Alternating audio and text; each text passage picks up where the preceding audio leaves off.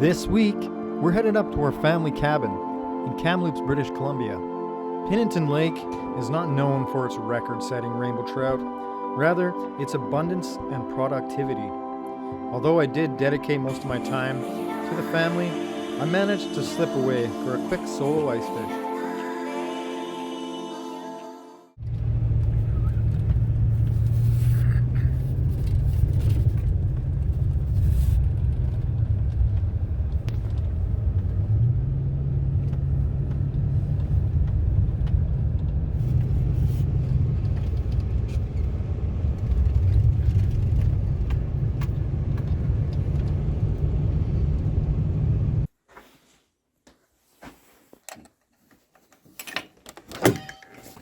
Get out of there.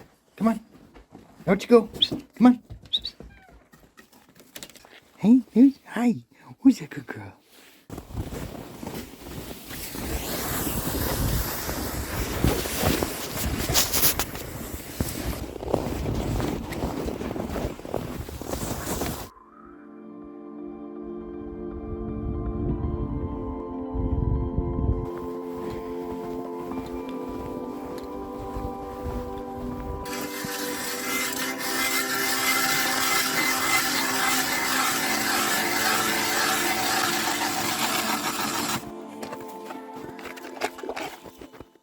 What we're doing is we just found a nice point. There's kind of an island here with a really good weed structure, and I know from looking at Google Earth there's a nice ledge that runs out across here, kind of a shelf, and then it dips off down into the deeper water. So we're gonna set up right here. It's about 6 feet here, 5-6 feet, and what the idea is we're going to be using a slender spoon, and we're going to tip it with a little bit of dew worm. We're just going to put a little bit of worm on here, maybe a couple inches, just enough to give it a little bit of extra action and scent. We're just going to drop it down and we're going to jig it up really lightly. Every so often, bring it right up, let it flutter back down. And the idea is the vibrations will attract any fish that are cruising within the area, and they'll bring them in. Hopefully we can hook up. It's the first hole of the day, and we're going to start out with the worm. We're going to work our way around here until we find fish. Maybe we find some right now off the hop and get lucky. This is actually Pinantan Lake out of Kamloops, so not known for monster fish, but there's plenty of them around, so could be in for good numbers, not so much size. However, there probably is the odd decent one around.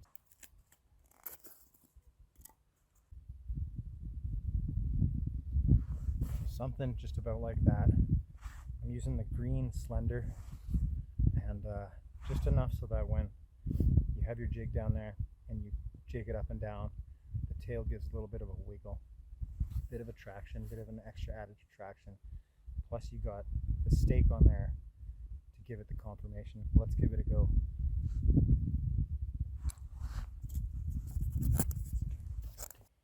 So what we want to do is want to drop the slender spoon all the way down till it hits the bottom. Once it hits the bottom, you want to bring it up maybe about half a foot to a foot off the bottom, and you're just going to give it little jigs for the most part. You just want that flash in the spoon, the vibration combined with the worm to attract these fish in.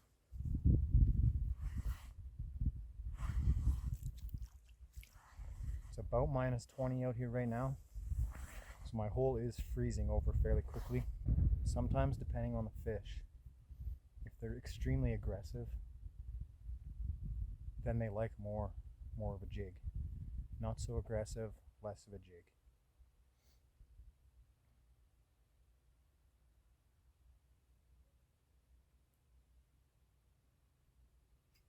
Ooh, there's a fish. There's a fish. Ooh, that feels like a good one. Make sure my drag is nice. These fish are going to want to pull some drag out. And the last thing you want to have is a drag too tight, because we all know what happens in that case. This feels like a good fish.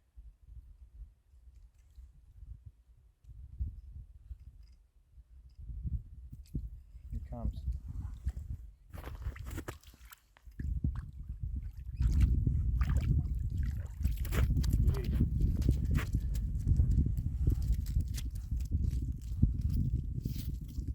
I would say that fish is probably around maybe 15 inches, 15 and a half, 16 inches.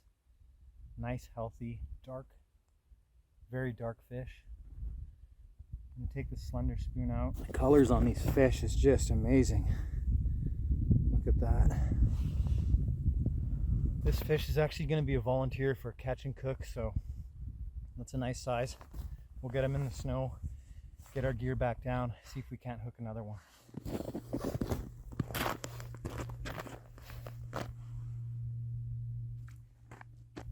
Fish. Second fish of the day. PINANTAN Lake. Another beauty.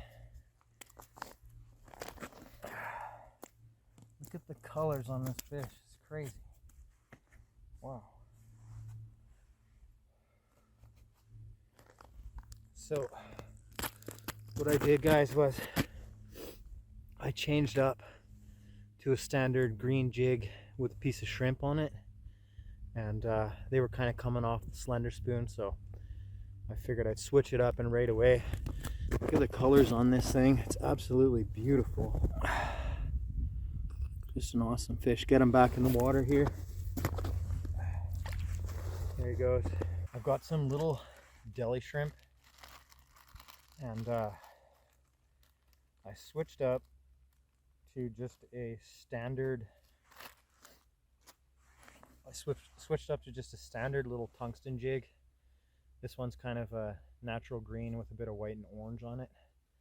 And all I'm doing is I'm getting one of these little deli shrimp here, like this, one of these guys, and you see how the tail piece is the perfect shape and size. And what I'm doing is I just break off that little piece right there, and that is the piece that I'm going to thread onto my hook. This may be something, this is just kind of personal preference. It's something that I like to do. I find I get a lot more fish just using these little tail pieces. And you just want to thread it on to the hook, something like that. Nice little jig head. You got your shrimp on there, and it drives the trout crazy.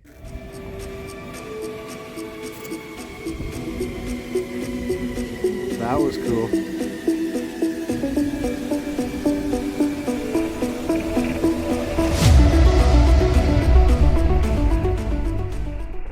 It's day 2 now. We're going to start out the morning with a basic tungsten and a float, or an indicator, whatever you want to call it. And we're going to put some shrimp onto the tungsten and see how things go. I've got the underwater camera set up just up here, so we should have a good idea of what's going on down there when we have fish coming in, all that fun stuff. All right, so now I've got my bobber down, baits down the hole. Got my second hole for my camera down there, and I got it up on the screen, so you can see what's going on there pretty good. Had a fish come in there about a couple minutes ago, and let's see what happens here. The fish coming in.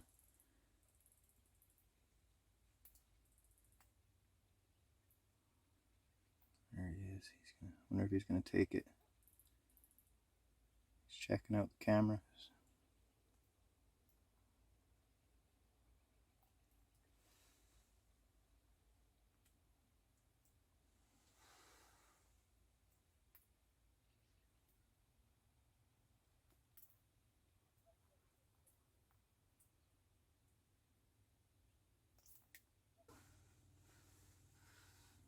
A few trout down there right now.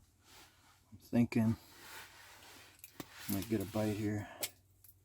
There's the trout on. Pop my bobber. Nice little trout. Here comes little guy. Little gaffer.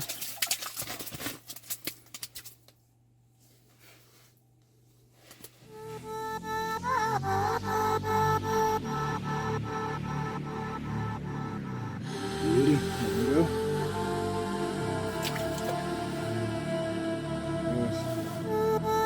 Back to the deep. Absolute beautiful rainbow. Look at the colors on that thing. Yes.